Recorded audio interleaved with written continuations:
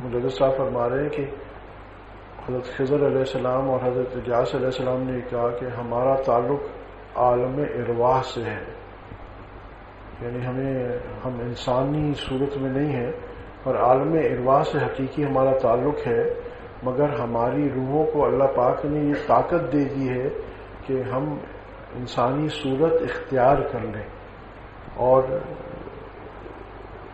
جسدی طاعت اور عبادت ہماری آواز سے صادر ہوتی ہے، تو جسمانی عبادت اور اللہ کی اطاعت ان کی روحوں سے صادر ہوتی ہے۔ جیسے مثال کے طور پر سمجھنے کے لیے عرض کرو نا، جیسے جنات کے بارے میں آتا ہے کہ وہ انسان کی شکل اختیار کر سکتے ہیں، تو وہ تو بہت نیچے چلے گئے، تو یہ جو عالم ارواح ہے اللہ جس کو طاقت دے دے، یہ دونوں بزرگ جو ہیں عالم ارواح کی، ان کی حقیقت یہ کہ یہ روحوں کے اس میں عالم میں ہے، مگر اللہ نے ان کی روحوں کو یہ طاقت دے دی کہ انسانی جسم اختیار کر لیں، کچھ کام یا دنیا میں کرنا ہو، کوئی اللہ پاک کی خدمت، کوئی اللہ پاک نے ان سے کام لینا ہو جسمانی طور پہ، تو وہ یہ کر سکتے ہیں۔ اس اثنا میں پوچھا کہ آپ امام شافعی کے مذہب کے موافق نماز ادا کرتے ہیں؟ فرمایا کہ ہم شرع کے ساتھ مکلف نہیں ہیں، لیکن کیونکہ کتب مدار کے کام ہمارے سپرد ہیں اور کتب مدار امام شافعی کے مذہب پر ہے، اس لیے ہم بھی اس کے پیچھے امام شافعی رحمۃ اللہ علیہ کے مذہب کے موافق نماز پڑھتے ہیں۔ یہ اس وقت کی بات ہے، تو مجدد صاحب نے ان سے پوچھا ہوگا کہ آپ امام شافعی رحمۃ اللہ علیہ کے مذہب پہ، یعنی ان کے فقہ کے حساب سے نماز پڑھ رہے ہیں، تو جواب میں انہوں نے کہا کہ ہم شریعت کے مکلف نہیں ہیں۔ جب وہ ان کی حیات انسانی حیات نہیں ہے تو ظاہری بات ہے اب وہ شریعت ان کے اوپر، کیونکہ حقیقت میں ان کی جو سٹیزن شپ ہے وہ ادھر کی ہے،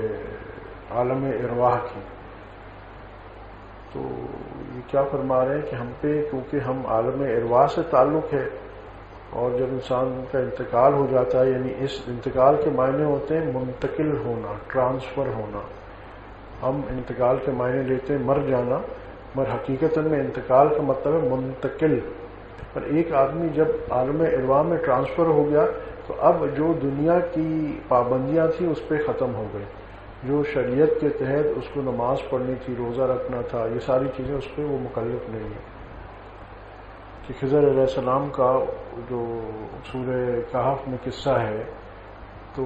جہاں اس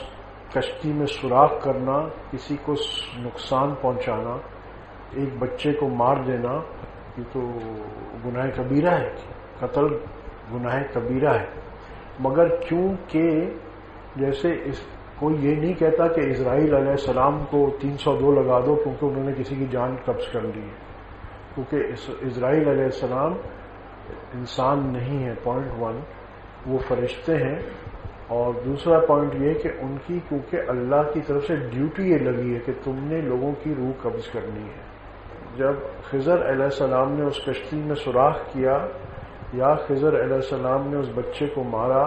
تو وہ پہلی پوائنٹ کہ وہ ظاہری شریعت کے مکلف نہیں تھے، اور بالکل جیسے اسرائیل علیہ السلام کو اللہ کا حکم ہوتا ہے کہ تم فلاں کی جان نکال دو، اپنی رائے سے وہ نہیں نکالتے کہ یار یہ بندے کی شکل اچھی نہیں لگی چلو اس کو کھینچ لو، یا یہ گڈو بہت اچھا لگ رہا ہے اس کو اپنے پاس ایسے ہی بلا لیتے ہیں، ایسے نہیں ہے۔ تو اسی طرح خضر علیہ السلام اور الیاس علیہ السلام یہ فرما رہے ہیں کہ ہم بھی انسٹرکشنز پہ چل رہے ہوتے ہیں، تو مگر ہم کیونکہ عالم ارواح سے ہمارا تعلق ہے، ہاں یہ ہے کہ ہم بھیس بدل لیتے ہیں یا یہ شکل اختیار کر لیتے ہیں کہ لوگ سمجھتے ہیں کہ ہم بھی انسان ہیں، اور پھر ہم اللہ کی عبادت بھی کرتے ہیں۔ تو یہاں ان کا سوال یہ تھا، مجدد صاحب رحمۃ اللہ نے پوچھا ہوگا کہ آپ کیا وجہ ہے، مجدد صاحب خود حنفی تھے، حنیف المذہب تھے، فقہ حنفی فالو کرتے تھے، تو انہوں نے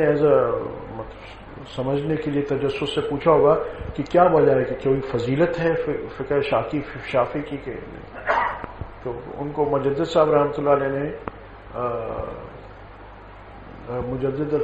ثانی رحمۃ اللہ علیہ کو انہوں نے یہ بتایا کہ دراصل ہماری وجہ یہ نہیں ہے اور کوئی وجہ نہیں ہے، دراصل ہمیں اٹیچ کیا گیا ہے، ہم اٹیچ ہیں کتب مدار کے ساتھ، اس کی فیسیلیٹیشن کے لیے ہمیں اٹیچ کر دیا گیا ہے،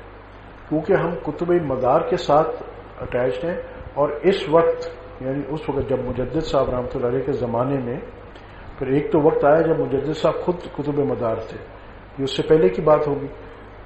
کہ بھئی انہوں نے کہا اس وقت کیونکہ جو کتب و مدار ہے وہ فقہ شافعی فالو کرتا ہے اور ہم اس کے ساتھ اٹیچ ہیں، تو ہم شافعی مذہب کے حساب سے نماز پڑھتے ہیں۔ یہ بھی انہوں نے بتایا کہ ہم جو اطاعت کر رہے ہیں، نمازیں پڑھ رہے ہیں اور یا کوئی عبادت کر رہے ہیں یا کچھ کر رہے ہیں، اس پہ کوئی جزا نہیں ہے، جزا جیسے فرشتوں کو کوئی جزا نہیں ہے۔